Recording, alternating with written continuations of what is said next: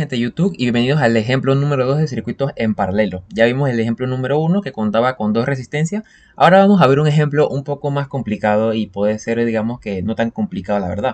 Entonces, como vemos, tenemos este circuito que está aquí. Entonces dicen datos del problema. La resistencia R5 tiene una corriente igual a 1 amperio y nos piden determinar la corriente de IA, la corriente que pasa por IB y el voltaje que hay entre estos dos puntos, entre el voltaje A y el B. Entonces, lo primero que vemos es que pensemos que es como un poco complicado porque vemos que no hay batería, pero bueno, la batería sería el de los puntos A y B y eso es lo que nos pide determinar. Entonces, al principio que lo vemos diríamos está muy complicado, pero ¿qué tal si lo vamos mejor arreglando para que se vea un poco más familiar? Entonces, ¿qué es lo que vamos a hacer? Vamos a arreglarlo. Entonces, veríamos de esta forma. ¿Qué pasa si nosotros vemos que esta parte que está aquí, como vemos este cable va por aquí, entonces este cable que viene de este punto conectaría a estos dos que están aquí? Y si subimos esto y lo vemos de la siguiente manera, ya podemos ver que todas van como que alineadas. Ahora vamos a volver a hacer otro arreglo. Pero si nosotros vemos que este cablecito que está aquí llega hasta aquí. Entonces, luego este que está aquí, este cable, vuelve nuevamente hasta aquí y conecta a estas dos. Pero si este cable es como si fuera la conexión de todo esto que está aquí en línea. ¿Lo han visto? Ya que tenemos este punto aquí, viene hasta aquí, conecta estas dos y luego otro cable, otro puente, viene hasta aquí y conecta estas dos. O sea que todo esto que está aquí va conectado de la siguiente forma. Y listo. Entonces al principio cuando lo vemos podemos ver que es como un circuito un poco duro y complicado de resolver, pero no, es como verlo de esta forma. Todas las resistencias están en paralelo. Entonces ya podemos iniciar a trabajar. Otro ajuste que voy a hacer es que como me están pidiendo que el voltaje entre A y B, lo voy a suponer que es el voltaje que está todo en paralelo, es decir, que es como la batería, pues. Pero ¿qué ocurre? Vemos que los puntos A y B, como están en paralelo, sería como verlo de esta forma. Voltaje en paralelo, pues el voltaje en paralelo de A y B entre estos dos puntos va a ser lo mismo aquí, aquí y aquí. Recordemos que están en paralelo cada una de esas resistencias. Y listo.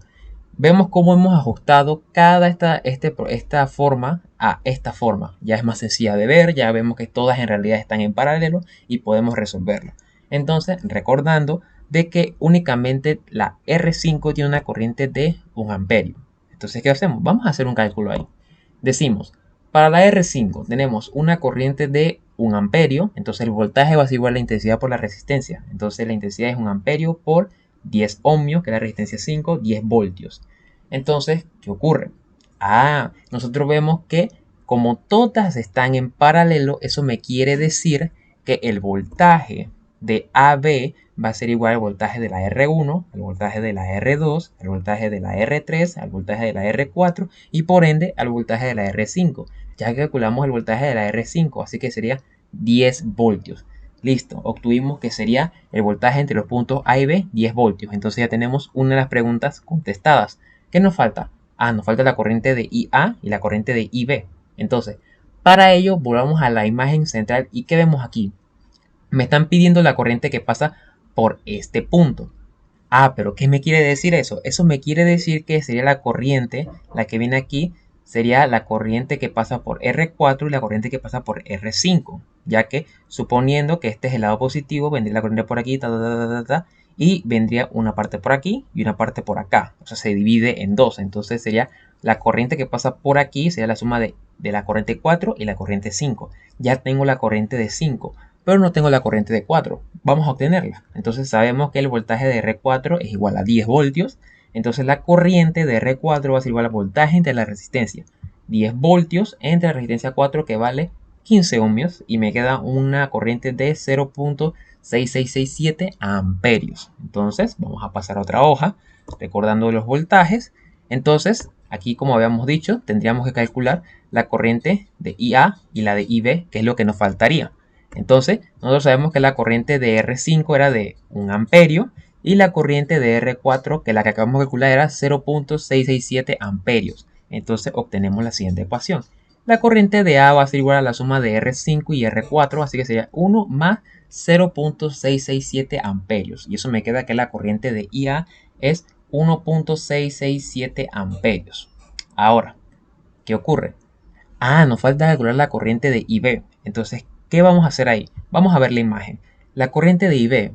La corriente de IB, como habíamos suponido que entre estos dos puntos es la batería, como miden el voltaje sería la batería. Entonces, ¿qué vemos? De esta forma, lo vemos de esta forma.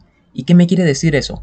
Ah, si viene de A, el lado positivo de la batería, vendría todo esto por aquí, se va a dividir en diferentes corrientes, pero lo que me interesa es que por este cable que está aquí, ya sería la corriente total de regreso, o sea, la corriente de salida es la misma que la de regreso, pues es decir que me están pidiendo la corriente total.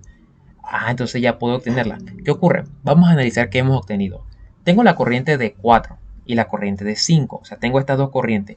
Para obtener la I total me faltaría obtener la corriente de 1, la de 2 y la de 3. Entonces esas se suman y me da la corriente total.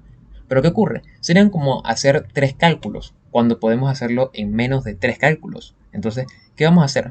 Vamos a ver la siguiente fórmula de resistencias equivalentes en circuitos en paralelo. Si se acuerdan, cuando vimos nosotros resistencias equivalentes, vimos para dos resistencias, que la fórmula que utilizamos eran para dos resistencias. Pero ¿qué ocurre cuando son más de dos? Aquí tenemos 5. Entonces vamos a verlo de la siguiente forma. Sería 1 entre la resistencia equivalente 1 sería igual a 1 entre la resistencia 1, 1 entre la resistencia 2, 1 entre la resistencia 3, 1 entre la resistencia 4, 1 entre la resistencia 5 y así n cantidades de veces de que sean la cantidad de resistencia que tenemos. Si tenemos 10 resistencias en este circuito, se va a hacer lo mismo hasta 10. Ahora, voy a hacer un ajuste aquí que también es otra forma de ver la ecuación ya más sencilla y es que así pues le aplico como la inversa a cada uno, entonces ya a cada lado de la ecuación le aplico la inversa, entonces ya me quedaría que la resistencia equivalente 1 va a ser igual a 1 entre R1 más 1 entre R2 más 1 entre R3 más 1 entre R4 y 1 entre R5 y le aplico la inversa. Pero esta fórmula ya la podemos usar ya para n cantidad de resistencias. Si tenemos 10, sería lo mismo añadiendo de aquí más 1 entre R6, R7 y así sucesivamente. Entonces, vamos a reemplazar los datos. La R1 tiene un valor de 10, la R2 tiene un valor de 5, la R3 tiene un valor de 15, la R4 de 15 y la R5 de 10. Listo.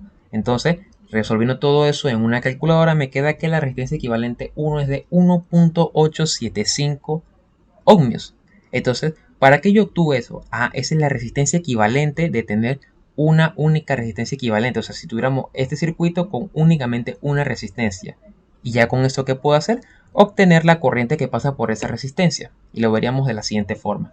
Para la resistencia equivalente 1 sería el voltaje, sería 10 voltios, ya que tendría el voltaje de AB que lo obtuvimos que sería 10 voltios.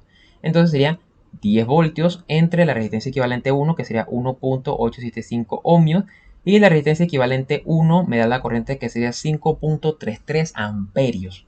Y listo, ya eso sería la corriente de IB, porque la corriente de la resistencia equivalente 1 es como si juntáramos todas estas resistencias en una sola y ya obtenemos una corriente total y ya esa sería la corriente de regreso, la de IB. Y listo, con eso terminaríamos el problema. Vemos que es un problema que al principio puede ser un poco complicado, podemos confundirnos un poco porque vemos este pocotón de cables, pero solo sería como arreglarlo todo de una forma donde podamos conocerlo y podamos resolver cada uno de los problemas. Muchas gracias por ver el video y los invito a seguir viendo diferentes temas de sistemas eléctricos.